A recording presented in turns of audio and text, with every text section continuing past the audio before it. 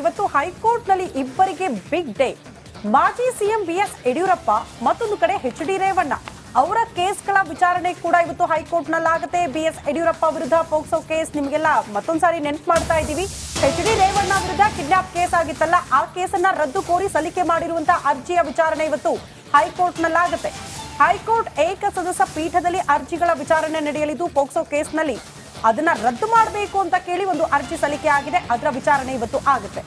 But ಬಹಳ ಮುಖ್ಯವಾಗಿ ಯಾರು ಹೇಳಿದ್ರು ಆ ಮಹಿಳೆ ತೀರ್ಕೊಂಡ್ಬಿಟ್ರು ಮಿಡ್ನಲ್ಲಿ. ಈಗ ಅವ್ರ ಮಗ ಅದನ್ನ ಮುಂದುವರಿಸ್ತಾ ಇದ್ದಾನೆ ಪೋಕ್ಸೋ ಕೇಸ್. ಅದು ಒಂಥರ ಅಲ್ಲಿ ಒಂದ್ಸಗೆ ನಾನು ಹೇಳ್ತೀನಿ, ಯಾವುದೇ ಹೆಣ್ಣು ಮಕ್ಕಳಾಗಲಿ ಅವರಿಗೆ ಆಗ್ತಾ ಇರುವಂಥ ಲೈಂಗಿಕ ಕಿರುಕುಳಗಳೇನಿರುತ್ತೆ ಅದರ ವಿರುದ್ಧ ಎಷ್ಟೇ ದೊಡ್ಡವನಾಗಿರಲಿ ಕ್ರಮ ಕೈಗೊಳ್ಳಲೇಬೇಕು, ಅದರಲ್ಲಿ ಎರಡು ಮಾತಿಲ್ಲ. ಹಾಗಂತ ಆ ಹೆಣ್ಣು ಮಗಳು ಕೊಟ್ಟಿದ್ದಾರೆ, ಆಮೇಲೆ ಅವ್ರು ತೀರ್ಕೊಂಡ್ರು. ಮತ್ತೊಂದು ಇಲ್ಲಿ ಚರ್ಚೆಗೆ ಕಾರಣವಾಗಿದ್ದ ವಿಚಾರ ಏನಪ್ಪ ಅಂತಂದ್ರೆ, ಆ ತೀರ್ಕೊಂಡ್ರಲ್ಲ ಹೆಣ್ಣು ಮಗಳು, ಅವರು ಒಂದು 100 ಜನರ ವಿರುದ್ಧ ಇದೇ ಕೇಸ್ ಹಾಕಿದ್ರು ಅಂತ. ಹಾಗೇನ್ ಬರುತ್ತೆ, ಇದು ತೋಳ ಬಂತು ತೋಳನ ಅಂತ. ಆಮೇಲೆ ಒಂದು ವಿಡಿಯೋ ಕೂಡ ಹರಿಯಬಿಟ್ಟಿದ್ರು, ಹಿಂಗಾಯ್ತು ಅಂತೇಳಿ. ಆಮೇಲೆ ಅದನ್ನ CID ಕೊಡ್ಲಾಯ್ತು, CID ಕರೆದು ಮಾತಾಡಿಸಲಾಯ್ತು, ಇವರ ಧ್ವನಿ ಪರೀಕ್ಷೆಯನ್ನೆಲ್ಲ ಮಾಡಲಾಯ್ತು. ಆಮೇಲೆ ರಾಜಕೀಯ ತಿರುವು ಪಡ್ಕೊತು, ನಿಮ್ಮನ್ನ ಅರೆಸ್ಟ್ ಮಾಡ್ತೀವಿ ಅಂತ ಬಂದ್ಬಿಡ್ತು. ಸಿದ್ದರಾಮಯ್ಯಂದು ಇಶ್ಯೂಗಳು ಬಂದಾಗ ನಿಮ್ಮನ್ನ ಅರೆಸ್ಟ್ ಮಾಡ್ತೀವಿ ಅಂತೇಳಿ. ಆಮೇಲೆ ಹೈಕೋರ್ಟ್ ಹೋದ್ರು, ಹೈಕೋರ್ಟ್ ಹೇಳ್ತು ಇಲ್ಲ ಅರೆಸ್ಟ್ ಮಾಡೋದು ಅಗತ್ಯ ಇಲ್ಲ, ಅವರು ಹಿಂದೆ ಬಂದಿದ್ದಾರಲ್ವಾ, ಟೈಮ್ ಕೊಡಿ, ಸ್ಟೇ ಕೊಡಿ ಅಂತೇಳಿ. ಈಗ ಅದು ಮತ್ತೆ ವಿಚಾರಣೆಗೆ ಬರ್ತಾ ಇದೆ ಒಂದು. ಆಮೇಲೆ ರೇವಣ್ಣ ವಿಚಾರಕ್ಕೆ, ಆ ಮನೆಗೆಲಸದವಳದು ಒಂದು ಕಿಡ್ನಾಪ್ ವಿಚಾರಕ್ಕೆ ಸಂಬಂಧಪಟ್ಟ ಹಾಗೆ ಮತ್ತು ಆತನ ಮಗನ ಲೈಂಗಿಕ ಕಿರುಕುಳಕ್ಕೆ ಸಂಬಂಧಪಟ್ಟ ಹಾಗೆ ಈಗಾಗಲೇ ಇವರು ಕೂಡ ಜೈಲಿಗೆ ಹೋಗಿ ಬಂದಿದ್ದಾರೆ. ಸೊ ಅದರ ಬಗ್ಗೆ ಕೂಡ ವಿಚಾರಣೆ ನಡೀತಿದೆ. ಇವತ್ತು ಹೈಕೋರ್ಟ್ನಲ್ಲಿ ಇಬ್ಬರಿಗೆ ಬಿಗ್ ಡೇ. ಮಾಜಿ ಸಿಎಂ ಬಿಎಸ್ ಯಡಿಯೂರಪ್ಪ, ಮತ್ತೊಂದು ಕಡೆ ಎಚ್.ಡಿ. ರೇವಣ್ಣ ಅವರ ಕೇಸ್ಗಳ ವಿಚಾರಣೆ ಕೂಡ ಇವತ್ತು ಹೈಕೋರ್ಟ್ನಲ್ಲಾಗುತ್ತೆ. ಬಿಎಸ್ ಯಡಿಯೂರಪ್ಪ ವಿರುದ್ಧ ಪೋಕ್ಸೋ ಕೇಸ್ ನಿಮಗೆಲ್ಲ ಮತ್ತೊಂದ್ಸಾರಿ ನೆನಪು ಮಾಡ್ತಾ ಇದ್ದೀವಿ. ಎಚ್.ಡಿ. ರೇವಣ್ಣ ವಿರುದ್ಧ ಕಿಡ್ನಾಪ್ ಕೇಸ್ ಆಗಿತ್ತಲ್ಲ, ಆ ಕೇಸನ್ನ ರದ್ದು ಕೋರಿ ಸಲ್ಲಿಕೆ ಮಾಡಿರುವಂತಹ ಅರ್ಜಿಯ ವಿಚಾರಣೆ ಇವತ್ತು ಹೈಕೋರ್ಟ್ನಲ್ಲಾಗುತ್ತೆ. ಹೈಕೋರ್ಟ್ ಏಕಸದಸ್ಯ ಪೀಠದಲ್ಲಿ ಅರ್ಜಿಗಳ ವಿಚಾರಣೆ ನಡೆಯಲಿದ್ದು, ಪೋಕ್ಸೋ ಕೇಸ್ನಲ್ಲಿ ಅದನ್ನ ರದ್ದು ಮಾಡಬೇಕು ಅಂತ ಕೇಳಿ ಒಂದು ಅರ್ಜಿ ಸಲ್ಲಿಕೆ ಆಗಿದೆ. ಅದರ ವಿಚಾರಣೆ ಇವತ್ತು ಆಗುತ್ತೆ. ಬಟ್ ಬಹಳ ಮುಖ್ಯವಾಗಿ ಯಾರು ಹೇಳಿದ್ರು ಆ ಮಹಿಳೆ ತೀರ್ಕೊಂಡ್ಬಿಟ್ರು ಮಿಡ್ನಲ್ಲಿ. ಈಗ ಅವ್ರ ಮಗ ಅದನ್ನ ಮುಂದುವರಿಸ್ತಾ ಇದ್ದಾನೆ ಪೋಕ್ಸೋ ಕೇಸ್. ಅದು ಒಂಥರ ಅಲ್ಲಿ ಒಂದ್ಸಗೆ ನಾನು ಹೇಳ್ತೀನಿ, ಯಾವುದೇ ಹೆಣ್ಣು ಮಕ್ಕಳಾಗಲಿ ಅವರಿಗೆ ಆಗ್ತಾ ಇರುವಂಥ ಲೈಂಗಿಕ ಕಿರುಕುಳಗಳೇನಿರುತ್ತೆ ಅದರ ವಿರುದ್ಧ ಎಷ್ಟೇ ದೊಡ್ಡವನಾಗಿರಲಿ ಕ್ರಮ ಕೈಗೊಳ್ಳಲೇಬೇಕು, ಅದರಲ್ಲಿ ಎರಡು ಮಾತಿಲ್ಲ. ಹಾಗಂತ ಆ ಹೆಣ್ಣು ಮಗಳು ಕೊಟ್ಟಿದ್ದಾರೆ, ಆಮೇಲೆ ಅವ್ರು ತೀರ್ಕೊಂಡ್ರು. ಮತ್ತೊಂದು ಇಲ್ಲಿ ಚರ್ಚೆಗೆ ಕಾರಣವಾಗಿದ್ದ ವಿಚಾರ ಏನಪ್ಪ ಅಂತಂದ್ರೆ, ಆ ತೀರ್ಕೊಂಡ್ರಲ್ಲ ಹೆಣ್ಣು ಮಗಳು, ಅವರು ಒಂದು 100 ಜನರ ವಿರುದ್ಧ ಇದೇ ಕೇಸ್ ಹಾಕಿದ್ರು ಅಂತ. ಹಾಗೇನ್ ಬರುತ್ತೆ, ಇದು ತೋಳ ಬಂತು ತೋಳನ ಅಂತ. ಆಮೇಲೆ ಒಂದು ವಿಡಿಯೋ ಕೂಡ ಹರಿಯಬಿಟ್ಟಿದ್ರು, ಹಿಂಗಾಯ್ತು ಅಂತೇಳಿ.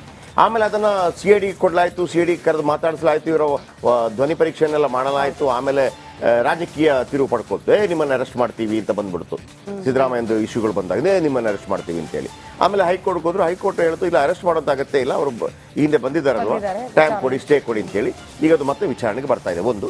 ಆಮೇಲೆ ರೇವಣ್ಣ ವಿಚಾರಕ್ಕೆ, ಆ ಮನೆಗೆಲಸದವಳದು ಒಂದು ಕಿಡ್ನಾಪ್ ವಿಚಾರಕ್ಕೆ ಸಂಬಂಧಪಟ್ಟ ಹಾಗೆ ಮತ್ತು ಆತನ ಮಗನ ಲೈಂಗಿಕ ಕಿರುಕುಳಕ್ಕೆ ಸಂಬಂಧಪಟ್ಟ ಹಾಗೆ ಈಗಾಗಲೇ ಇವರು ಕೂಡ ಜೈಲಿಗೆ ಹೋಗಿ ಬಂದಿದ್ದಾರೆ.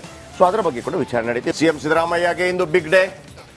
ಸಿಬಿಐಗೆ ಶಿಫ್ಟ್ ಆಗುತ್ತಾ ಮುಡಾ ಪ್ರಕರಣ ಅನ್ನುವಂಥದ್ದು. ಇಲ್ಲಿ ತನಕ ನಾನು ಅವತ್ತಿಂದ ಹೇಳ್ತಾ ಇದ್ದೆ, ಯಾವುದೇ ವಿಚಾರಗಳಲ್ಲಿ ಸಿದ್ದರಾಮಯ್ಯನವರನ್ನ ಕಟ್ಟಿ ಹಾಕುವಂತ ಯಾವುದೇ ವಿಚಾರಗಳು ಸಿಗ್ತಾ ಇಲ್ಲ ಅಂತಿತ್ತು. ಆದರೆ ಈಗ ಅದು ಸಿಬಿಐಗೆ ವರ್ಗಾವಣೆ ಆಗುತ್ತಾ, ನೀವು ಕಟ್ಟಿ ಹಾಕುವ ಪ್ರಯತ್ನ ಮಾಡ್ತಿರೋ ಮಾಡೋದಿಲ್ವೋ, ಆದರೆ ನಿಮಗೆ ಕಿರಿಕಿರಿ ಅಂತೂ ಮಾಡುವಂಥ ಸಾಧ್ಯತೆಗಳಿದೆಯಾ, ಈ ಥರ ಬರುತ್ತೆ. ಕೊನೆಗೆ ನ್ಯಾಯಾಲಯದಲ್ಲಿ ಅರ್ಜಿ ವಿಚಾರಣೆ, ನ್ಯಾಯಮೂರ್ತಿ ನಾಗಪ್ರಸನ್ನ ಪೀಠದಲ್ಲಿ ವಿಚಾರಣೆ ನಡೆಯುತ್ತೆ. ಹೈಕೋರ್ಟ್ ಏಕಸದಸ್ಯ ಪೀಠದಿಂದ ಆದೇಶ ಸಾಧ್ಯತೆ, ಏನು ತೀರ್ಪು ಬರಲಿದೆ ಎಂಬ ಆತಂಕದಲ್ಲಿ ಸಿಎಂ ಅವರಿದ್ದಾರೆ. ಸಿಬಿಐಗೆ ಅರ್ಜಿ ಹಾಕಿರೋರ ಹಿಂದೆ ಅನುಮಾನ. ಮುಡಾದಲ್ಲಿ ಸಾವಿರಾರು ಕೋಟಿ ರೂಪಾಯಿ ಭ್ರಷ್ಟಾಚಾರ, ಸಿಬಿಐಗೆ ಮುಡಾ ಕೇಸ್ ವರ್ಗಾವಣೆ ಸಾಧ್ಯತೆ. ದೂರುದಾರ ಸ್ನೇಹಮಯಿ ಕೃಷ್ಣ ವಿಶ್ವಾಸ ಹೊಂದಿದ್ದಾರೆ. ನೈತಿಕ ಹೊಣೆ ಹೊತ್ತು ಸಿಎಂ ರಾಜೀನಾಮೆ ನೀಡಲಿ ಅಂತ ಹೇಳ್ತಾ ಇದ್ದಾರೆ. ರಿಪಬ್ಲಿಕ್ ಮೂಲಕ ಸ್ನೇಹಮಯಿ ಕೃಷ್ಣ ಒತ್ತಾಯವನ್ನು ಮಾಡಿದ್ದಾರೆ. ಸ್ನೇಹಮಯಿ ಕೃಷ್ಣ ಒಂದೊಂದು ಕ್ಷಣಕ್ಕೆ ಒಂದೊಂದು ಬತ್ತಳಿಕೆಯಿಂದ ಬಾಣ ಬಿಡ್ತಾ ಇರ್ತಾರೆ. ಒಮ್ಮೆ ಸಿಎಂ ವಿಚಾರಕ್ಕೆ ಸಂಬಂಧಪಟ್ಟ ಹಾಗೆ ಮಾತಾಡಿದ್ರು, ಇನ್ನೊಂದ್ಸಲ ಅವರು GT ದೇವೇಗೌಡರ ವಿಚಾರಕ್ಕೂ ಮಾತಾಡಿದ್ರು. ಮುಡಾ ಸಂಕಷ್ಟದಿಂದ ಈಗ ಒಂದು ಸಿಬಿಐಗೆ ಹೋಗುತ್ತಾ ಇಲ್ವೋ ಇವತ್ತು ನಿರ್ಧಾರ ಆಗುತ್ತೆ. ನಂಬರ್ 1. ಇಲ್ಲಿ ತನಕ ಬಂದಿರುವಂಥ ED ಬಂತು, ಮತ್ತೊಂದು ಬಂತು. ನಮಗೆ ಬಂದಿರುವಂಥ ಮಾಹಿತಿ ಪ್ರಕಾರ ಸಿದ್ದರಾಮಯ್ಯನವರನ್ನ ಅರೆಸ್ಟ್ ಮಾಡುವಂಥ ಯಾವುದೇ ವಿಚಾರಗಳು ಸಿಗ್ತಾ ಇಲ್ಲ ಅಂತ ನಾನು ಮೊದಲಿಂದಲೂ ಹೇಳಿದೆ.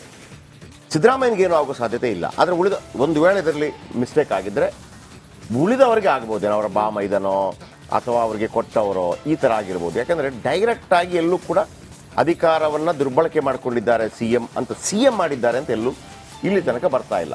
ಓಕೆ, ಬಾಕಿದವ್ರು ಮಾಡಿರ್ಬೋದು. ಈಗ ನಾನು ಸಿಎಂ ಆಗಿದ್ರೆ ನೀವು ನನ್ನ ಹೆಸರು ಹೇಳ್ಕೊಂಡು ನೀವು ಮಾಡಿರ್ಬೋದು, ಅದಕ್ಕೆ ನಾನು ಹೆಂಗ್ ಹೊಣೆ ಆಗ್ತೀನಿ? ನಾನು ಯಾಕೆ ರಾಜೀನಾಮೆ ಕೊಡಬೇಕು, ನಾನು ಯಾಕೆ ಅರೆಸ್ಟ್ ಆಗ್ಬೇಕು? ಅಲ್ಲಿಗೆ ಬಂದು ನಿಂತಿದೆ.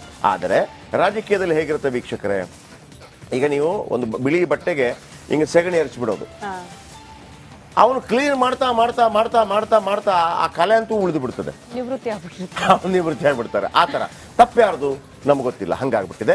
ಮುಡಾ ಸಂಕಷ್ಟದಿಂದ ಒದ್ದಾಡ್ತಿರೋ ಸಿಎಂ ಸಿದ್ದರಾಮಯ್ಯಗೆ ನೆಮ್ಮದಿ ಇಲ್ಲದಂತಾಗಿದೆ. ಕೋರ್ಟ್ನಲ್ಲಿ ಇದರ ಇಂದು ವಿಚಾರಣೆ ನಡೆಯಲಿದ್ದು, ಕೇಸ್ ಸಿಬಿಐಗೆ ಶಿಫ್ಟ್ ಆಗುತ್ತಾ ಇಲ್ವಾ ಅನ್ನುವಂಥ ಕುತೂಹಲ ಹೆಚ್ಚಾಗಿದೆ. ಬನ್ನಿ ಇದರ ಬಗ್ಗೆ ಒಂದು ರಿಪೋರ್ಟ್. ಏನ್ ಮಾಡ್ತಿದ್ದಾನೆ ಅವ?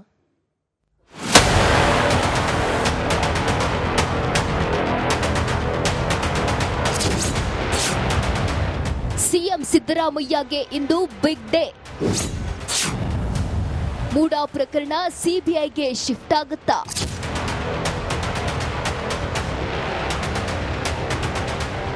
ಮೂಡಾ ಹಗರಣದಿಂದಾಗಿ ರಾಜ್ಯಾದ್ಯಂತ ಭಾರಿ ಹಲ್ಚಲ್ ಎಬ್ಬಿಸಿದೆ. ಸಹಜವಾಗಿಯೇ ಈ ಪ್ರಕರಣ ಸಿಎಂ ಸಿದ್ದರಾಮಯ್ಯಗೆ ತಲಬಿಸಿಯ ಜೊತೆಗೆ ಬಿಸಿ ತುಪ್ಪವಾಗಿದೆ. ಈ ಪ್ರಕರಣವನ್ನ ಸಿಬಿಐಗೆ ನೀಡಬೇಕಾ ಬೇಡವಾ ಎಂಬ ಕುತೂಹಲಕ್ಕೆ ಇಂದು ಬ್ರೇಕ್ ಬೀಳಲಿದೆ. ಮೂಡಾ ಪ್ರಕರಣವನ್ನ ಸಿಬಿಐಗೆ ನೀಡಬೇಕೆಂದು ಸಾಮಾಜಿಕ ಕಾರ್ಯಕರ್ತ ಸ್ನೇಹಮಯಿ ಕೃಷ್ಣ ಕೋರ್ಟ್ ಮೆಟ್ಟಿಲೇರಿದ್ರು. ಸಿಬಿಐ ತನಿಖೆಗೆ ಕೋರಿರುವ ಅರ್ಜಿ ವಿಚಾರಣೆ ಇಂದು ನಡೆಯಲಿದ್ದು, ಹೈಕೋರ್ಟ್ ಏಕಸದಸ್ಯ ಪೀಠದಲ್ಲಿ ವಿಚಾರಣೆ ನಡೆಯಲಿದೆ.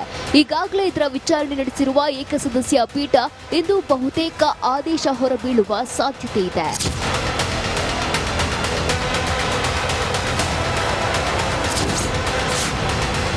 ಪ್ರಕರಣ ಸಿಬಿಐಗೆ ನೀಡಿದ್ರೆ ಸಿಎಂಗೆ ಸಂಕಷ್ಟ. ಈಗಾಗಲೇ ಮೂಡಾ ಬಗ್ಗೆ ಲೋಕಾಯುಕ್ತ ಹಾಗೂ ಇಡಿ ಅಧಿಕಾರಿಗಳು ತನಿಖೆ ಮಾಡಿದ್ದು, ಸಿದ್ದರಾಮಯ್ಯ ಪರ ಅಭಿಷೇಕ್ ಮನು ಸಿಂಘ್ವಿ, ಸಿಎಂ ಪತ್ನಿ ಪರ ಪ್ರೊಫೆಸರ್ ರವಿವರ್ಮ ಕುಮಾರ್, ದೂರುದಾರರ ಪರ ವಕೀಲ ರಾಘವನ್ ವಾದ ಮಾಡಿದ್ರು. ಕಳೆದ ವಿಚಾರಣೆಯಲ್ಲಿ ಇಡಿಯನ್ನ ಪ್ರತಿವಾದಿ ಮಾಡಲು ಕೋರ್ಟ್ ಸೂಚಿಸಿತ್ತು. ಈ ಹಿನ್ನೆಲೆ ಸಿಬಿಐ ಹಾಗೂ ಇಡಿ ಪರವಾಗಿ ಎಸ್ಪಿಪಿ ಪ್ರಸನ್ನ ಕುಮಾರ್ ಹಾಜರಾಗುವ ಸಾಧ್ಯತೆ ಇದೆ. ಮುಂದುವರೆದ ಭಾಗವಾಗಿ ಮೂಡಾ ಪ್ರಕರಣವನ್ನ ಸಿಬಿಐಗೆ ಒಪ್ಪಿಸಿದ್ರೆ ಸಿದ್ದರಾಮಯ್ಯಗೆ ಸಂಕಷ್ಟ ಎದುರಾಗಲಿದೆ. ತನಿಖೆ ಮತ್ತಷ್ಟು ಚುರುಕಾಗಲಿದ್ದು, ಸಿಎಂಗೆ ಟೆನ್ಷನ್ ತಂದಿಡೋದು ಫಿಕ್ಸ್ ಆಗಲಿದೆ. ನಾಗರಾಜ್, ರಿಪಬ್ಲಿಕ್ ಕನ್ನಡ, ಬೆಂಗಳೂರು. ಬನ್ನಿ, ಇದಕ್ಕೆ ಸಂಬಂಧಪಟ್ಟ ಹಾಗೆ ಕಾನೂನು ಸಲಹೆಗಾರ ಪೊನ್ನಣ್ಣ ಅವರು ಮಾತಾಡಿದ್ದಾರೆ. ಅವ್ರು ಏನು ಹೇಳ್ತಾರೆ ಕೇಳಿಸ್ಕೊಂಡು ಬನ್ನಿ. ಮೂಡಾ ವಿಚಾರ ಸಂಬಂಧ